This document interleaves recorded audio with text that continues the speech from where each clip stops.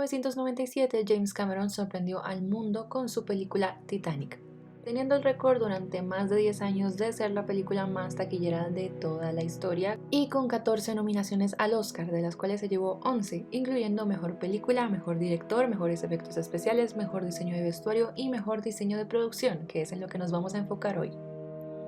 En su momento la película fue bastante revolucionaria por todos los efectos visuales y prácticos que utilizó, y al día de hoy sigue siendo igual de impresionante a nivel técnico. Es un buen ejemplo del impacto que puede generar el diseño de producción en una película y también de cómo se pueden llegar a mejores resultados cuando hay una buena colaboración entre departamentos. Pero antes de comenzar quiero decir que este video fue bastante difícil de hacer ya que había demasiada información sobre el tema y no quería dejarme nada por fuera. Igualmente hubieron algunas cosas que no se pudieron incluir, así que voy a dejarlas como datos curiosos en la descripción por si quieren verlas. Y bueno, si pueden suscribirse, darle me gusta o compartir el video, pues sería de gran ayuda. También les aviso que es probable que este video quede bastante largo, así que acá en pantalla van a ver los tiempos de cada sección por si quieren adelantarse.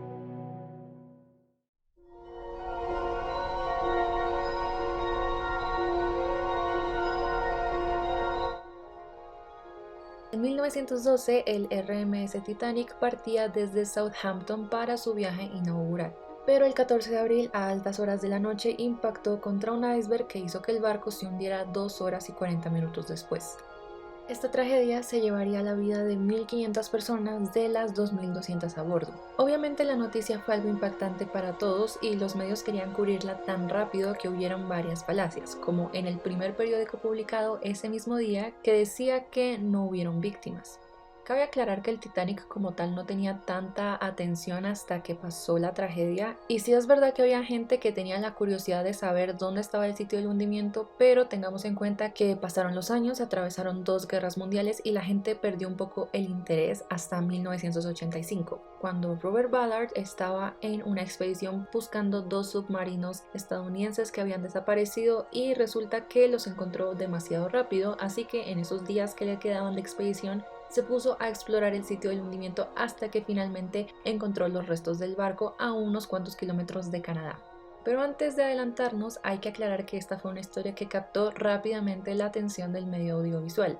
Y cuando digo rápidamente me refiero a que la primera película sobre el Titanic fue hecha tan solo un mes después. No podemos juzgarla mucho porque básicamente es una película perdida, pero al parecer duraba 10 minutos y contaba la historia de Dorothy, interpretada por Dorothy Gibson, una sobreviviente del hundimiento que recordaba lo ocurrido a manera de flashback. Tal parece que la película se grabó en 10 días utilizando material de archivo del Olympic, el barco gemelo del Titanic, y que para las demás escenas se utilizaron miniaturas. Ese mismo año en Alemania se estrenaría En la noche y en el hielo. Esta se centraba más en el capitán y en el operador de la sala de máquinas y como locación utilizaron el buque Kaiserin August Victoria. A partir de ahí siguieron varias películas, de las cuales había un factor en común. Todas eran un fracaso taquillero. Es curioso ver que estas adaptaciones utilizaban el barco como el contexto para una historia de ficción y el hundimiento como algo que solo agravaba conflictos ya existentes entre los personajes. Tal vez por eso la rigurosidad histórica no era una prioridad. Y es que quizá la película que más exagera estas licencias creativas es Titanic de 1943, que es una propaganda antibritánica que involucra una rivalidad entre un pasajero alemán que sospecha que va a ocurrir una tragedia y los oficiales del barco que vendrían a ser los villanos, ya que niegan la posibilidad de que esto ocurra, pero terminan siendo los responsables. También podemos destacar Titanic de 1953, la cual fue producida por 20th Century Fox, la misma productora que después financiaría la película del 97. Nuevamente el Titanic es usado como escenario para el conflicto principal, que en este caso es el de un hombre tratando de reconectar con su familia. E igual que las otras obras, no se esforzaba mucho en ser acertada, aunque a nivel técnico estaba bastante bien realizada. Pero de igual forma, esta inconformidad de algunos espectadores fue la que sirvió de inspiración a la hora de realizar la que es considerada la película más acertada del Titanic hasta el momento, incluso más que la de James Cameron.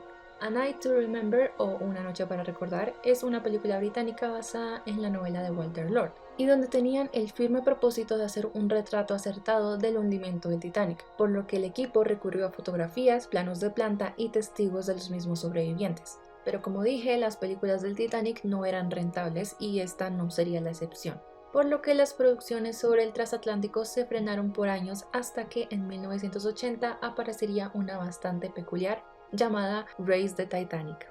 En esta película, unos espías deben encontrar un mineral que creen que se encuentra en el barco, por lo que, tal como lo promete el título, deciden elevar el Titanic a la superficie. Y bueno, con todo esto llegamos al año 1995, donde aparece el personaje principal de esta historia, James Cameron. James Cameron ya se había hecho un espacio en la industria como director, con Terminator 1 y 2, Aliens, True Lies, The Abyss, etc. También era conocido por ser bastante ambicioso y perfeccionista, pero también era muy taquillero, lo que le venía perfecto a las productoras. Aparte del cine, a Cameron también le obsesionaba el océano y los naufragios. En sus palabras, se siente atraído por el misterio y las historias humanas que los envuelve, y el Titanic era como el naufragio mayor, con una historia detrás que podría parecer salida de una tragedia griega. Así que cuando salió la noticia de que el sitio del hundimiento había sido descubierto, él no desaprovechó la oportunidad. Cameron fue a las oficinas de 20th Century Fox y los convenció de financiar una expedición para poder visitar los restos del Titanic con la excusa de hacer una película sobre este. Así es como tenemos los primeros minutos de la película. En total, Cameron y su equipo duraban de 10 a 14 horas bajo el agua y solo alcanzaban a grabar alrededor de 12 minutos por día. Esta experiencia fue crucial por dos razones. Primero, le dio a James Cameron y a todo su equipo un sentido de responsabilidad enorme de hacerle justicia a la historia del barco y de las personas que perecieron en él. Y para los de 20th Century Fox fue una muestra del compromiso de James Cameron con el proyecto. Así que accedieron a financiar la película, comenzando así su preproducción en 1995.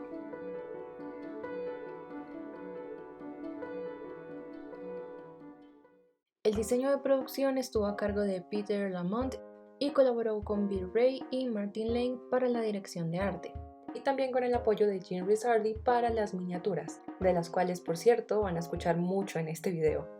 Nuevamente recurrieron a buscar fotos y planos arquitectónicos como referencia, con la asesoría del historiador Don Lynch y Ken Marshall, quien también había estudiado el barco exhaustivamente para sus pinturas de representación del mismo. Y como a James Cameron siempre le gustaba empujar todo al límite, no podían grabar en un set cualquiera del estudio, así que Fox mandó a construir el estudio, dando nacimiento a Fox Baja Studios en las playas de Rosarito, Baja California, en México, donde se construyó un estanque con capacidad de 17 millones de galones de agua. En general, el barco se representó de tres formas. Primero, con un modelo de casi escala real al barco original, con algunas secciones que se agregarían en CGI. La razón por la que no reconstruyeron el barco tal cual era porque al momento de hundirlo no podrían repetir tomas, y también porque eso sería aún más costoso y 20th Century Fox ya estaba algo estresado con el tema del presupuesto. Segundo, con miniaturas, tanto para las escenas de 1912 como para las del presente.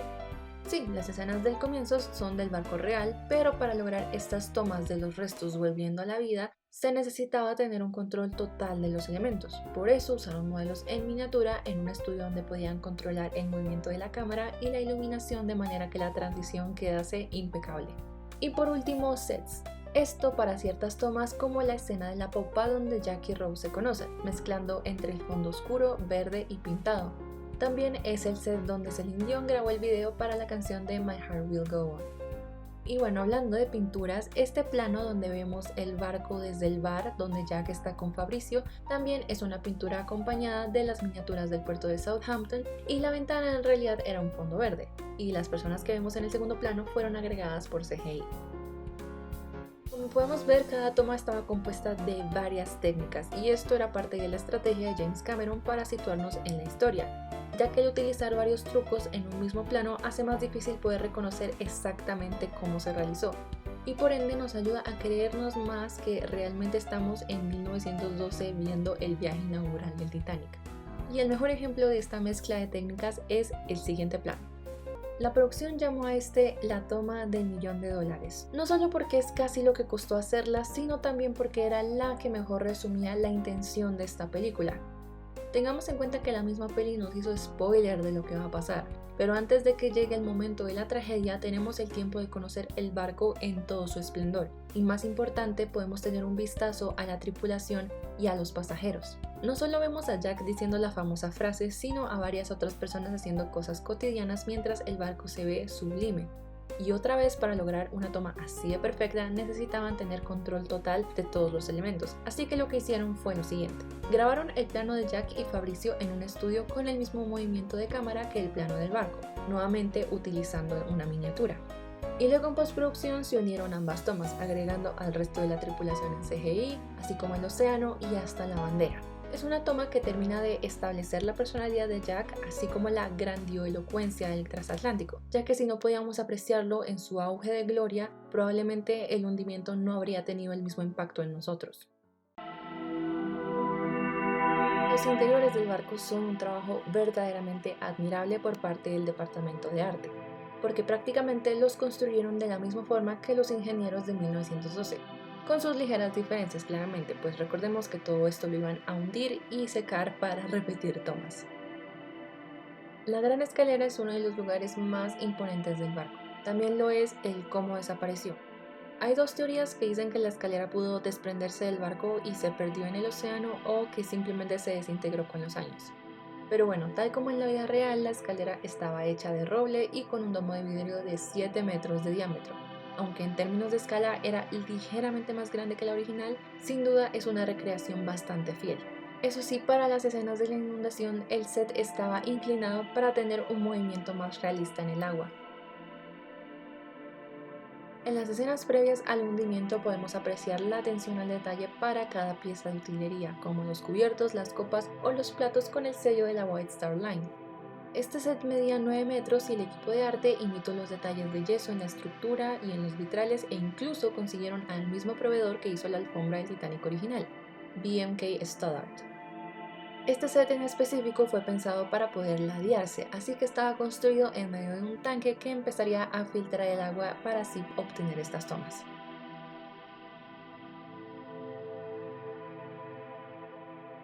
Esta locación es más recordada por ser el lugar donde vemos a Thomas Andrews esperando el final del barco junto al reloj.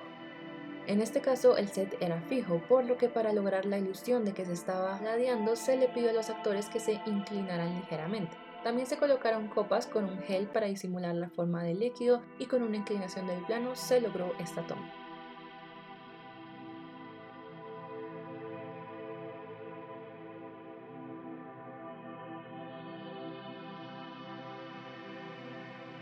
En la película, la sala de máquinas que vemos es en realidad del buque Liberty, y en realidad no era tan enorme como parece. Para dar la ilusión de que lo era, los extras que vemos fueron grabados en una pantalla verde e insertados digitalmente para que se vieran más pequeños a comparación del resto.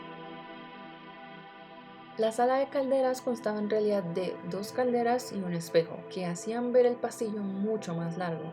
Algo interesante es que este set no estaba diseñado para poder sacar el agua, por lo que tenían que grabar las tomas en orden para poder inundarlo progresivamente.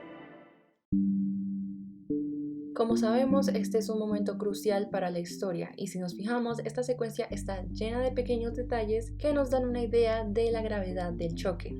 El iceberg que vemos es una miniatura que se insertó digitalmente con el plano de los trozos de hielo cayendo sobre el barco. Por otro lado, el iceberg roza con el barco por alrededor de 40 segundos y podemos ver el reflejo de las luces sobre este y hasta las salpicaduras en el agua.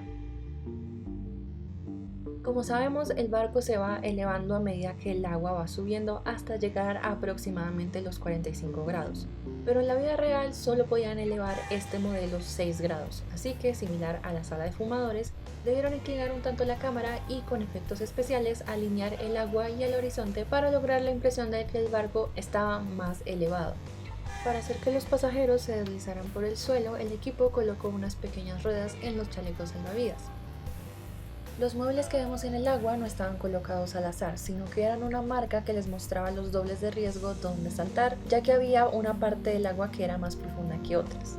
Eso sí, para las caídas desde una gran altura que en la vida real resultarían prácticamente mortales, utilizaron una mezcla de dobles reales con dobles digitales hechos a partir de la captura de movimiento, que por cierto, esta técnica era prácticamente nueva para la época.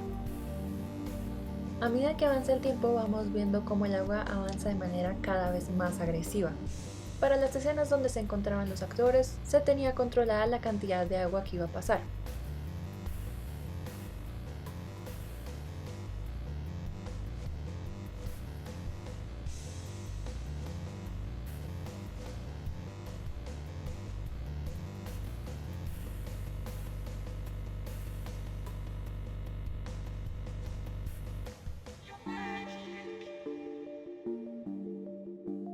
Y si se lo preguntaban, el agua estaba a 16 grados. No era tan fría como los 2 grados bajo cero que habían esa noche, pero igual había un riesgo de hipotermia si los actores se quedaban mucho tiempo, como le pasó a Kate Winslet, que estuvo cerca de abandonar la película por este motivo.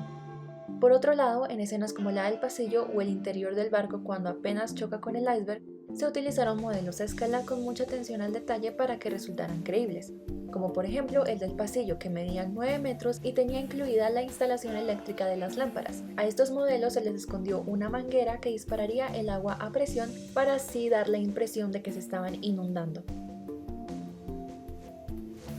La caída de la chimenea requirió de varios trucos y efectos especiales para conseguir la imagen que terminamos viendo. En primer lugar, grabaron esta toma aérea sin ninguna chimenea, pero sí con unos explosivos escondidos en el agua que simularían el golpe de los cables cuando se soltaran. Luego grabaron la chimenea cayendo sin ningún actor de por medio y por último se grabó desde varios ángulos otro modelo de la chimenea que estaba hecha ni más ni menos que de cartón. Luego se unieron las tomas y el departamento de efectos especiales la perfeccionó hasta llegar al resultado. Otro de los momentos más importantes retratados en la película es sin duda cuando el barco se parte en dos. Y es impresionante pensar que casi todo lo que estamos viendo en pantalla se realizó sin efectos especiales. Se utilizó una miniatura del barco inclinada tal cual lo vemos en la película. A esta se le colocó una placa de plomo y cuando grabaron a varias cámaras, este fue el resultado que se obtuvo.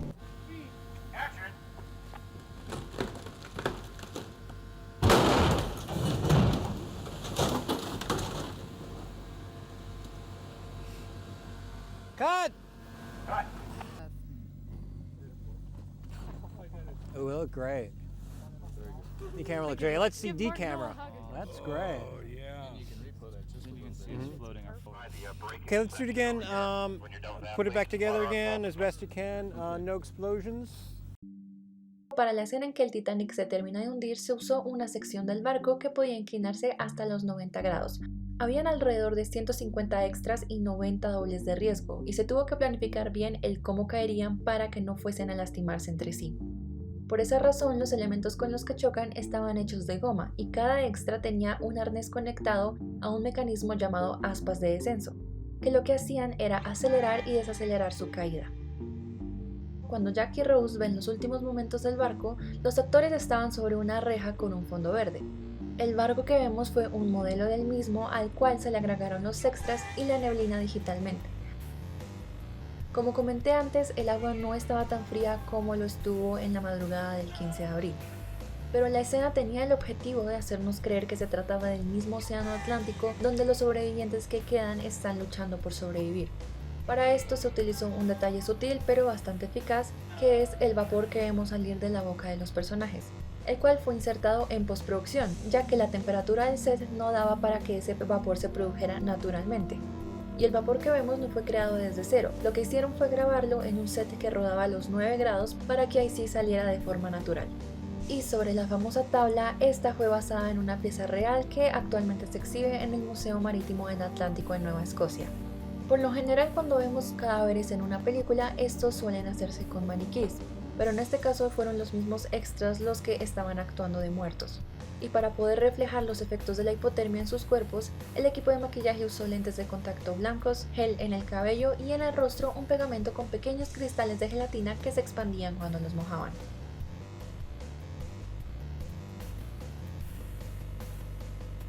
Cuando James Cameron hizo su primera expedición a los restos del barco, logró capturar algunas imágenes del interior, las cuales se usaron de referencia para armar un set de los restos del barco para las escenas en que los exploradores buscan en el interior.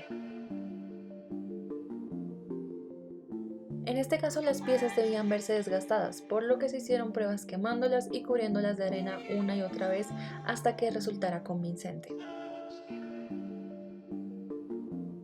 Por otro lado, el modelo del exterior con el que se hizo esta transición es el mismo con el que se logró la memorable escena final. Otra vez se necesitaba tener mucho control para que la transición quedase así de perfecta, por lo que primero grabaron el plano que explora las fotos de Rose con una cámara que controlaba el movimiento. Luego grabaron el modelo de los restos del Titanic, que después lo harían coincidir con el modelo de la cubierta, donde vemos los restos regresar a su aspecto original. Y finalmente, lo siguiente que vemos es la obra del operador de cámara Jimmy Muro, que entra al set de la gran escalera donde se encontraban todos los personajes, o más específicamente a todos los pasajeros que fallecieron en el Titanic. Llegando a la teoría más aceptada, que dice que Rose murió mientras dormía y finalmente pudo reencontrarse con Jack. Sin dudas, la escena final es el perfecto cierre para la película.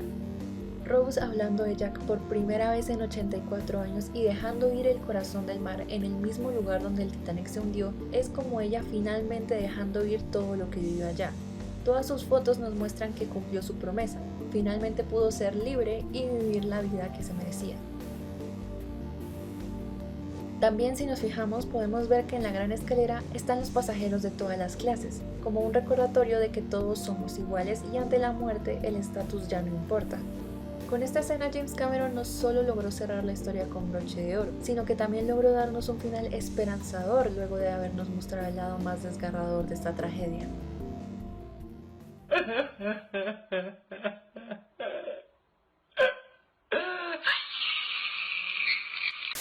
Al principio hablábamos de cómo las películas sobre el Titanic no eran rentables, así que ¿qué fue lo que hizo esta diferente para llegar a ser no solo un éxito comercial y crítico, sino también una de las películas más taquilleras de la historia del cine, con nada más y nada menos que 2.257 miles de millones de dólares? Bueno, en primer lugar, creo que todo se debe gracias a James Cameron. En esta película no solo demuestra una vez más su ambición por conseguir el perfeccionismo, sino que también hay una muestra de su habilidad como guionista.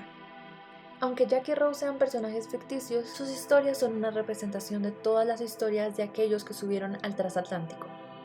Una yuxtaposición entre la vida llena de lujos y el deseo de otros por empezar una nueva y mejor vida. En otras películas, por ejemplo en Una noche para recordar, nos sentimos como un espectador viendo desde la distancia todo lo que sucede. Sin embargo, en Titanic realmente te sientes como si estuvieras allí. Te sientes impotente con las víctimas porque, así como vemos la tragedia, también tenemos el tiempo de conocer sus historias y de ver la belleza del barco en todo su esplendor.